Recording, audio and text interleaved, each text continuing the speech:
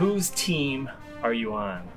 I'm here today at the Potterville School's baseball field reflecting on teams. And it's hot out today.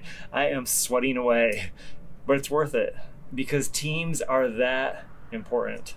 The writer of Hebrews wrote, "Therefore, since we are surrounded by so great a cloud of witnesses, let us also lay aside every weight and the sin that clings so closely, and let us run with perseverance the race that is set before us." There is a great cloud of witnesses that surround followers of Jesus, and, well, they point to the power of teams.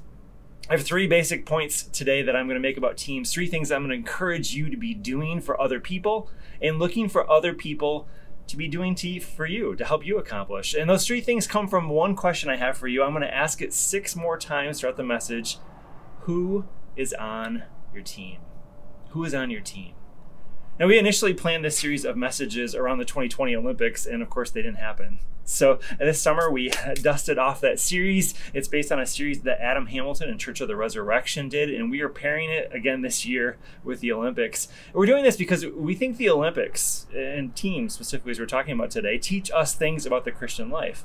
This isn't a new idea. The apostles did the exact same thing in the New Testament. So frequently they use metaphors or analogies drawn from the ancient Olympic Games or the Isthmian Games, which happened every other year and the year before and after the Olympic Games in the town of Corinth.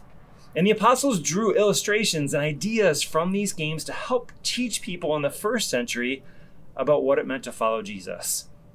We're going to do the same thing here today at Potterville's baseball field. We're going to talk today about the power of a team, which is interesting because 75% of the Olympic events are individual events. You've got runners running by themselves, not part of a relay. You've got swimmers swimming by themselves, not part of a relay. You've got archers shooting. All sorts of events are individual. The vast majority of Olympic events are individual events. They're not team-based events. But even for those competing as individuals in the Olympics, we find that it's essential to have behind them a team. There's literally no one who wins an Olympic medal who doesn't have a team of some sort behind them. I think back in history with me a little bit to Usain Bolt. Do you remember him? I love that grin while running. He's amazing. Usain Bolt still holds the fastest 100-meter time ever, and thus you can make a good argument for him being the fastest person ever. And you've probably seen his picture, you've seen his poses after winning an event. Usain Bolt is a tremendous gifted athlete, but he didn't win a single gold medal without a team behind him. You see, when Usain Bolt was racing, he had a coach, he had a trainer, he had a personal masseuse, all focusing on helping him to train and to develop as a sprinter. Usain Bolt had a team of people who helped support him in shattering world records and winning Olympic gold medals. And here's what this means. If Usain Bolt, the most gifted sprinter ever, needs a team, I think we all need a team.